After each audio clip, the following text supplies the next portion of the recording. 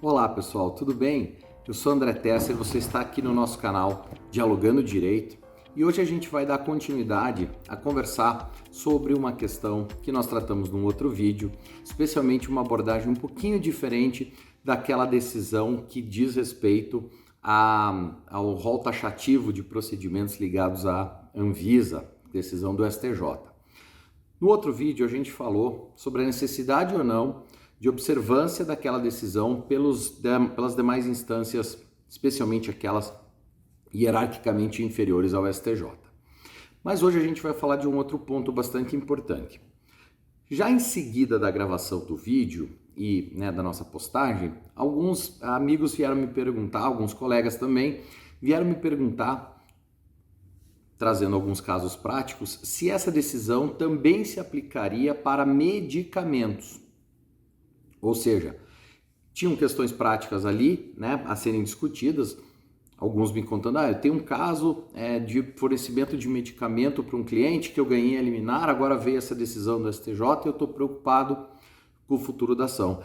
Essa decisão do STJ também vai afetar a minha liminar ou o meu processo em relação aos medicamentos? Bom, então, além de uma outra questão bastante importante, que já há uma definição, tanto no STJ quanto no STF, sobre essas questões de medicamentos, eu quero trazer para vocês um outro elemento bastante importante que vai ajudar vocês a entender essa perspectiva à luz da teoria dos precedentes e até de alguns preceitos do Código de Processo Civil.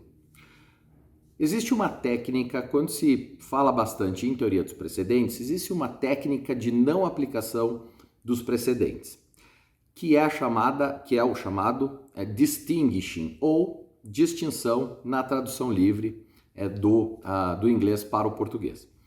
Veja, o distinguishing permite que você demonstre que aquele caso que você tem não se aplica, ou que àquele caso que você tem não se aplica determinado precedente porque o seu caso é diferente daquele que foi discutido na formação do precedente.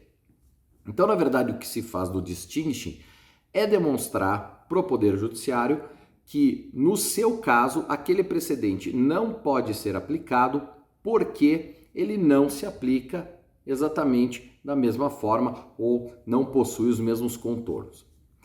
Isso se faz bastante importante e nos faz refletir sobre uma questão que às vezes é esquecida no Brasil, que é a necessidade de que, para a aplicação do precedente, é preciso que as questões ou que a questão fático-jurídica discutida guarde similitude com a questão fático-jurídica que deu suporte à formação do precedente. Vamos pegar esse exemplo prático que a gente estava falando dos medicamentos? O que eu respondi para os colegas, para os meus amigos?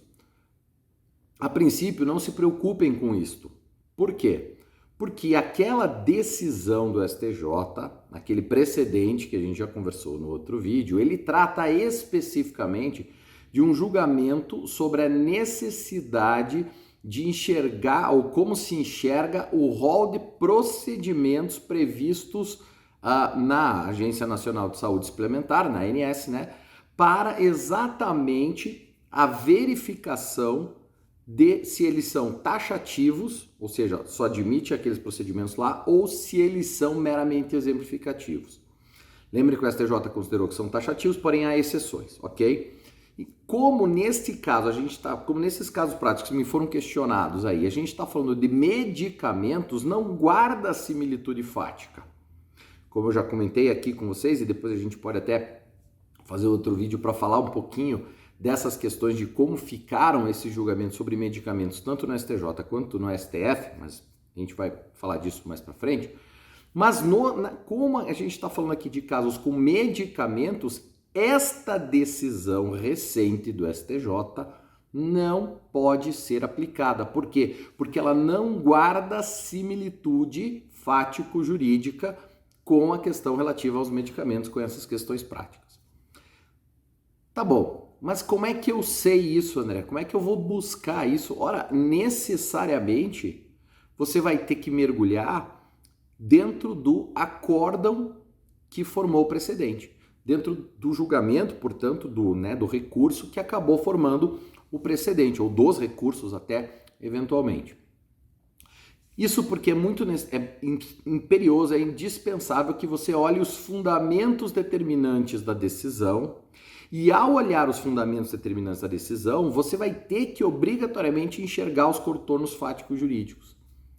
No Brasil, a gente tem muito costume de trabalhar com o que a gente pode chamar de jurisprudência ementária, né? A gente adora encontrar uma emenda que se amolda perfeitamente em tese ao nosso caso e juntar a ementa na petição e dizer que é isso, né? Aquele resuminho, ementa para quem não está muito familiarizado, é aquele resuminho do julgamento que aparece. Veja, isso às vezes é um problema, por quê? Porque quando você mergulha dentro do acórdão, pode ser que naquele acórdão não esteja tratando do mesmo caso que você está querendo aplicar. Então é necessário sempre você mergulhar dentro do acórdão, porque tanto no relatório do acórdão, quanto e principalmente, obviamente, na fundamentação, você vai encontrar de forma mais correta os contornos fáticos jurídicos que levaram à formação do precedente e que, portanto, devem ser observados ao se guardar similitude para aplicação ou não do precedente num outro caso. Na verdade, embora a gente possa extrair isso de uma interpretação sistêmica do Código de Processo Civil, você tem dois dispositivos no Código que te ajudam a enxergar isso. Eles estão lá no artigo 489 do Código, especialmente nos incisos 5 e 6, quando o artigo 489, no seu parágrafo 1º, incisos 5 e 6, está tratando da nulidade das decisões. E ele diz lá, dentre outras possibilidades, que as decisões são nulas quando, ao aplicar um precedente, inciso 5, deixa de fazer a demonstração dessa relação entre os fundamentos determinantes da decisão e as questões fático-jurídicas que lhe deram suporte, ou seja, de dizer que os fundamentos determinantes da decisão que formou o precedente se aplicam ao caso concreto, como também você não aplicar um precedente sem demonstrar as duas hipóteses de não aplicação mais comuns. Distinção, distinguishing, é do que a gente está falando, ou a superação do entendimento, né, no famoso overruling lá no direito anglo-saxão. Então veja, por que eu estou falando isso? Porque a forma de você conseguir justificar a não aplicação de um precedente é justamente fazer a distinção. Como é que eu faço a distinção? Olhando para os fundamentos determinantes da decisão que formou o precedente, ou das decisões que formaram o precedente, e também olhando para as questões fático-jurídicas para ver se para conseguir demonstrar que aquele precedente foi formado com base em questões fático-jurídicas que são diferentes daquelas que são atinentes aí ao caso concreto em que você está alegando que o precedente não se aplica. Tá certo? Então veja, tudo no fundo vai acabar se resolvendo mesmo na chamada teoria dos precedentes. O nosso sistema processual civil, querendo adotar um sistema de precedentes, trouxe diversas regrinhas para tentar fazer isso funcionar para dentro do Código de Processo Civil. Mas não há dúvida nenhuma de que esses dispositivos legislativos precisam ser muito bem compreendidos e aplicados para que a gente possa efetivamente ter uma cultura adequada de utilização e respeito aos precedentes, em todos os sentidos. Seja nos casos de aplicá-lo, seja nos casos de não aplicá-lo, né? Precisa ter essa correlação. É curioso, e eu queria terminar o vídeo deixando essa reflexão para vocês, é curioso que, por exemplo, o sistema norte-americano, né, onde muito se fala aí no respeito aos precedentes, não tenha nenhuma regra escrita obrigando qualquer juiz a seguir um precedente. Sabe por que não tem regra? Porque não precisa.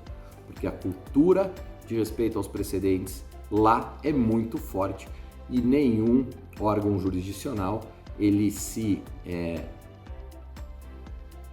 arvora no direito de não respeitar um precedente, a não ser demonstrando distinção, como a gente falou, distinction ou revogação, overruling.